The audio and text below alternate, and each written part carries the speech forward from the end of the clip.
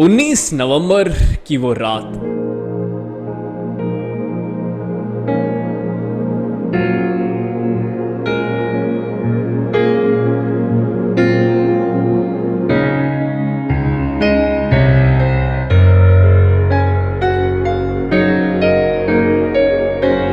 और उससे पहले के 1.5 महीने मैं आपको वो दुख याद तो नहीं दिलाना चाहता था, लेकिन बात यह है कि उस एक गेम ने भारत की पूरी मेहनत पर पानी तो फेरा ही था, लेकिन इन सब के पीछे था ये एक आदमी।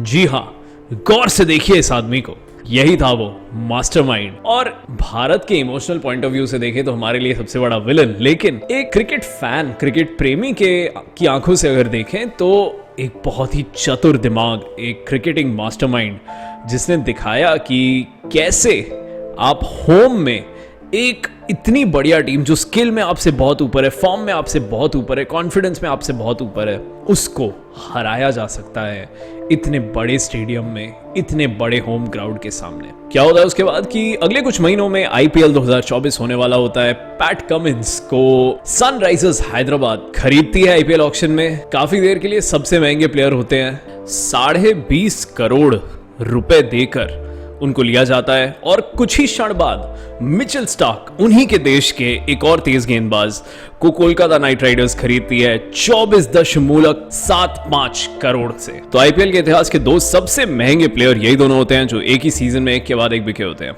खैर, उसके बाद क्या होता है कि पैट कमिंस को सनराइजर्स हैदराबाद अपना कप्तान घोषित कर देती है। अब पैट कमिंस की कप्तानी टी20 क्रिकेट में इतनी कुछ खास तो नहीं रही थी, क्योंकि आपको पता है कि ये एक ऐसे खिलाड़ी है जो आपको नहीं पता सारे गेम में प्लेइंग 11 में भी होंगे कि नहीं, क्योंकि बहुत बढ़िया बॉलर नहीं माने जाते टी20 में।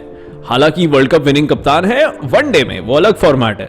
खैर, तो अब कप्तानी दे दी गई और उन्होंने कप्तानी में अभी तक तो अच्छा खासा परफॉर्मेंस कर दिखाया है। तो महेंद्र सिंह धोनी भारत के, जो कि चेन्नई के कप्तान तो नहीं है पर कप्तान रहे हैं, और आप कहें तो डिफैक्टो कप्तान वही है। कैप्टन कूल और क्या नहीं कहा जाता था, एक प्रकार के चाणक्य ही हैं क्रिकेटिंग जगत के। उनकी चेन्नई सुपर किंग्स को आज मात दी है और हर डिपार्टमेंट में दी है। आप गेंदबाजी की बात करें, बल्लेबाजी की बात करें, फील्डिंग की बात करें, तो कुछ तो खास है इस बंदे में, क्यों नहीं लगता आपको ऐसा? अब देखिए क्या है कि सनराइजर्स हैदराबाद ने आज चेन्नई के खिलाफ सबसे पहले बहुत बढ़िया गेंदबाजी करी है। चेन्नई की वही धुएंधार बल्लेबाजी लाइनअप जो है वो आज कुछ खास नहीं चली। सिर्फ शिवम दुबे ने बहुत बढ़िया खेला, नंबर 4 पर आए, 45 रन ठोके 24 गेंदों में और बहुत मारा, लेकिन उनके सिवाय किसी ने भी कुछ खास ज्यादा नहीं किया। अजिंक्य रहाणे 35 रन 30 गेंदों में, आज के जमाने के लिए इतना कोई खास नहीं है। इस पिच पे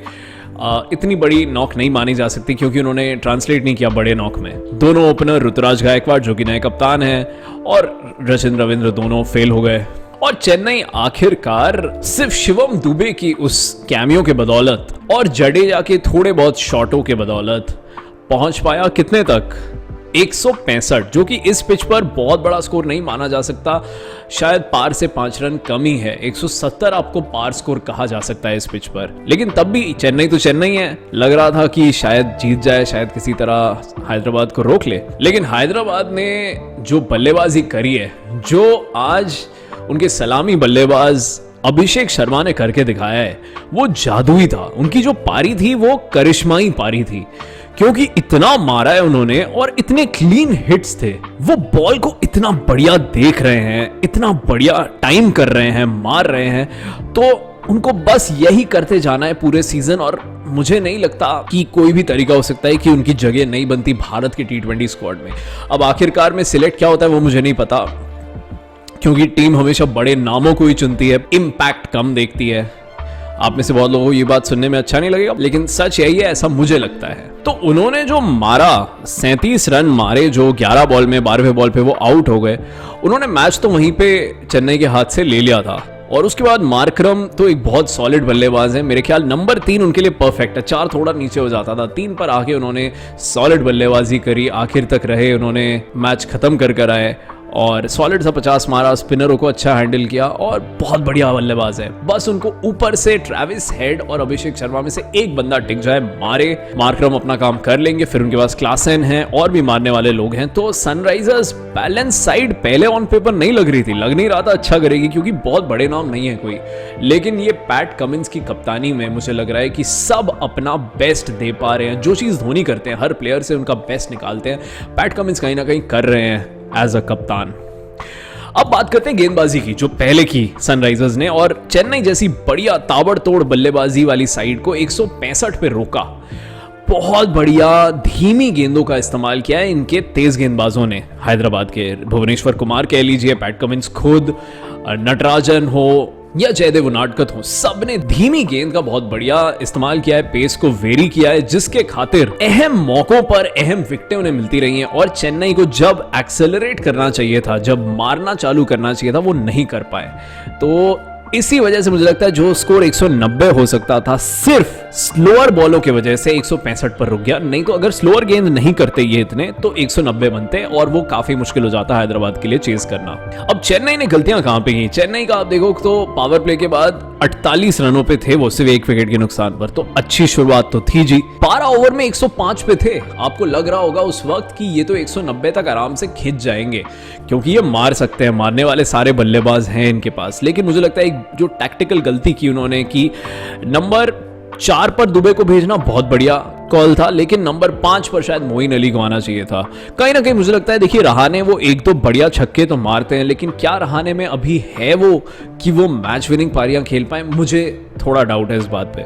मुझे लगता है मोइन अली ऐसे बल्लेबाज है जिनको 3 या 4 पर खेलना चाहिए, क्योंकि उनके पास वो एबिलिटी पहले तो थी जी, अभी हमने देखा नहीं है हाल ही में कि कैसी बल्लेबाजी कर रहे हैं, लेकिन मुझे लगता है रहाणे से बेहतर ऑप्शन हो सकते हैं वो 3 या 4 पर। तो वो एक मिस कर दिया उन्होंने। डैरल मिचेल थोड़े लेट आए और धोनी आए नंबर 7 पर, लेकिन सिर्फ 1 ही रन बना पाए 2 गेंदों पे। जडेजा ने भी कुछ खास मारा नहीं, वो मारने के लिए जाने जाते हैं लेकिन उन्होंने इतना नहीं मारा, बहुत ऑर्डिनरी खेला। तो आप देखिए चेन्नई ने आखिरी के 7 ओवरों में सिर्फ 50 रन मारे हैं, 42 गेंदों में 50 रन आखिर के। तो ये तो बहुत ही बुरा हो गया, बहुत ही कमजोर फिनिश रहा।